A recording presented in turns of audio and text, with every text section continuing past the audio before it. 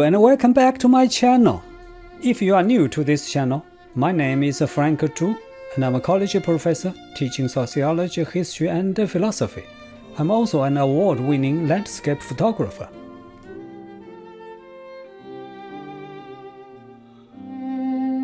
Those of you who have watched my video series on the ancient Greek civilization will remember that a large portion of one episode was contributed to talking about the ancient Greek religion. In today's video, I want to first talk a little bit more about how the ancient Greek religious mythology contributed to the development of Greek philosophy. In the second part of this video, I will talk about religion in general. This video is actually a response to a request by some friends that I explain what religion is and why some people believe in religion.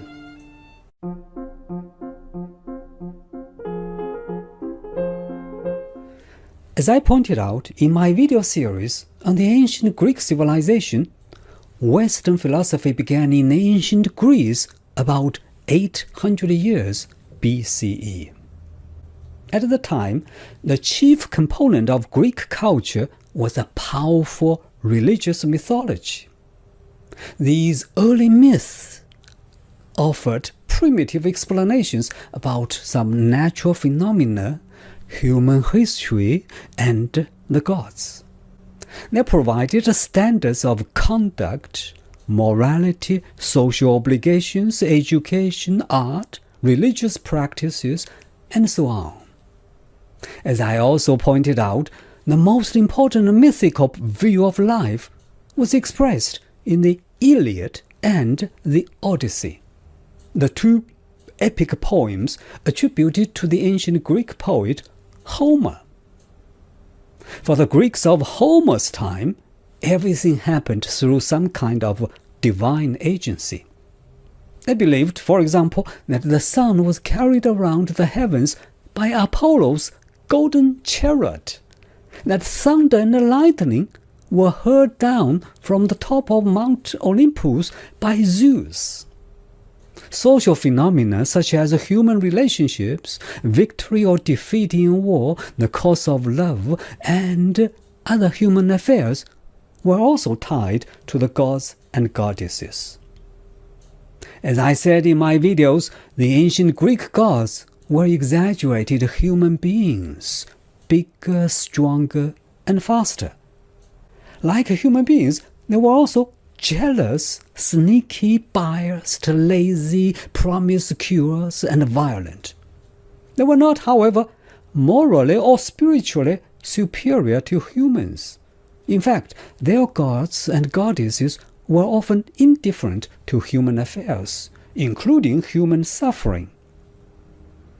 Although such a mythological accounting of natural phenomena and social events did not ultimately offer satisfying explanations, it implied two crucial principles in philosophy. First, there is a difference between the way things appear and the way they really are. And secondly, there are unseen causes of events. These two principles became the cornerstone for philosophy to develop in ancient Greece. As I said, religious mythology was not a sheer fantasy. It was the product of a desire to find explanations. Science grew out of this search for explanations, and philosophy grew out of attempts to provide rational justification for these early pre-scientific explanations. As Greek civilization grew, there was more interaction with sophisticated early Eastern cultures, and the mythological worldviews became less effective. Explaining events with the God's willed attitude became less and less satisfying. Early philosophers in Greece challenged the mythological worldviews by asking for rational explanations of questions that mythological could not adequately answer, such as Why doesn't the earth fall out of the sky like an apple from a tree? What holds it up? Why don't stars fall out of the sky? And so on and so forth. It is in this sense that I said at the beginning, the ancient Greek religious mythology played a role in the birth and growth of Greek philosophy.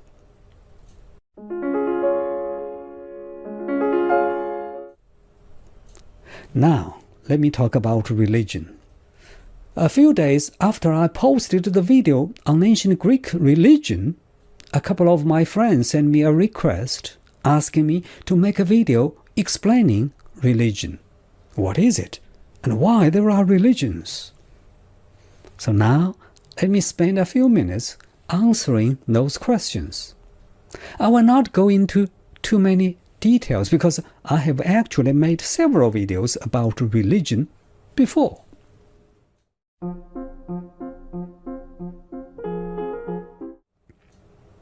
If someone tells you that he or she reads the Bible every day or goes to the mosque to pray every Friday, would you assume that he or she is a religious person?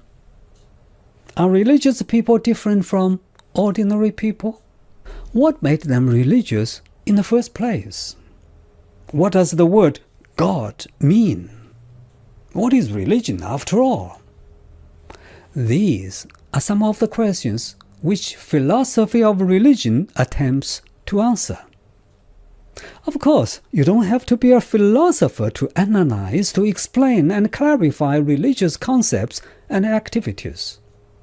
There are many other ways, such as a historical approach, which deals with the development of religion, a theological approach, which studies the nature of divine, or an anthropological approach, which focuses on how religion had its impact on ancient society. Philosophy of religion differs from other approaches in one major aspect. It is concerned with clarifying basic religious ideas. The task of philosophers of religion is also to look at the nature of religious belief, investigate the ground of religious knowledge, and examine the problems of religious language.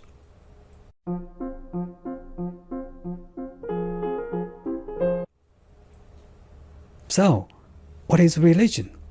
In simple terms, religion is a belief in something supernatural. That is, something that doesn't exist in the physical world, and it is beyond human physical experience.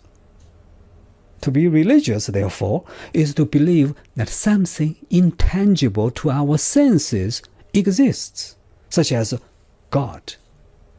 More importantly, it means that such intangible thing, such as God, is immanent, powerful, knowing everything, and probably loving and kind. A religious person also believes that their fate is predestined and they should engage in religious activities such as praying, reading spiritual books, attending religious gatherings, and so on and so forth. However, even though the religious people claim they are religious, not every religious person has the same idea about God. For example, to believe in God is different from to merely believe that God exists. The French philosopher Voltaire believed that God was the creator of the world because, in his opinion, there had to be some initial force to start up the universe.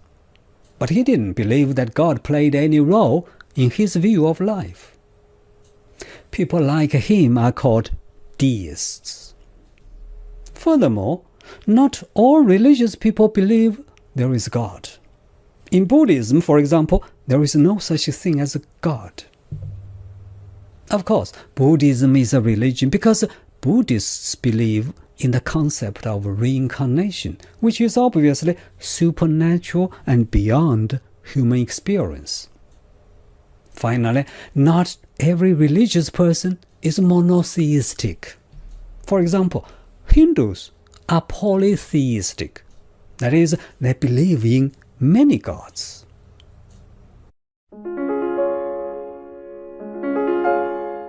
Then, what does the word God mean?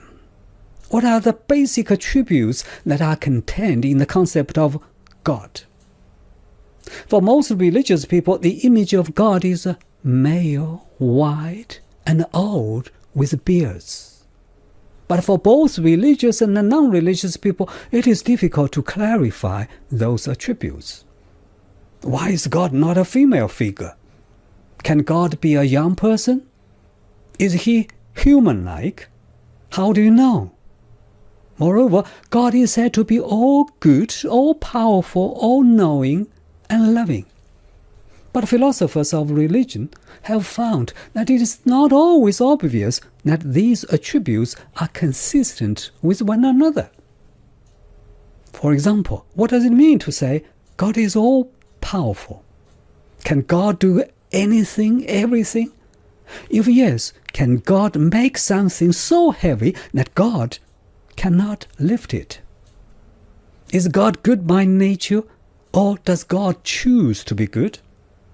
If God chooses to be good, is it the case that God is capable of doing evil? But that contradicts the common belief that a truly good being can't do anything bad. If God is good by nature and can't do bad things, then is it the case that God has no choice? Can you use the word good to describe a person when that person actually has no other choice but to be good? Finally, what makes philosophy of religion even more complicated is the so-called problem of evil.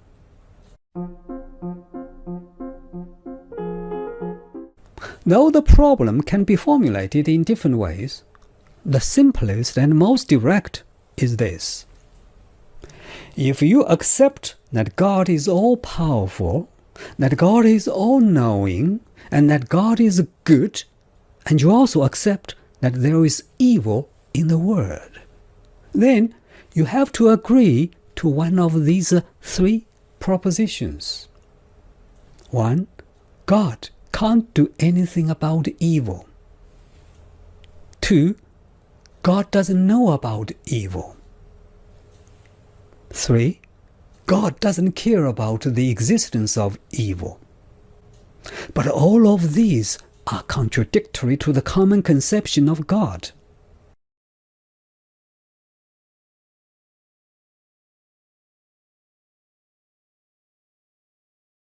Thus, the problem of evil poses one of the biggest challenges to those who believe in God.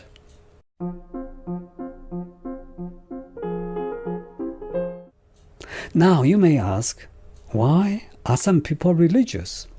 That is, why do they believe in something that is beyond their senses? Well, that is actually a big question which deserves a separate video. But most common answers from religious people would be, what's the meaning of my life if I don't believe in God? Or, God created everything, so we should believe in Him. Or, what would happen to me after I die? Or, my parents brought me to the church every Sunday when I was a child, so I think I'm religious. Or, religion gives me comfort and hope when I'm in difficulty. And of course, there are many other reasons such as social and historical. But those are beyond the scope of this video. They deserve detailed explanations in a separate video, and probably I will do a video if it is necessary. Please let me know.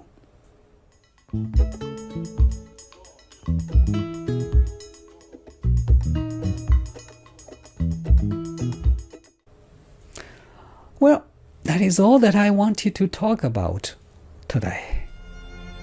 Thank you for watching this video, and hopefully I'll see you in the next one.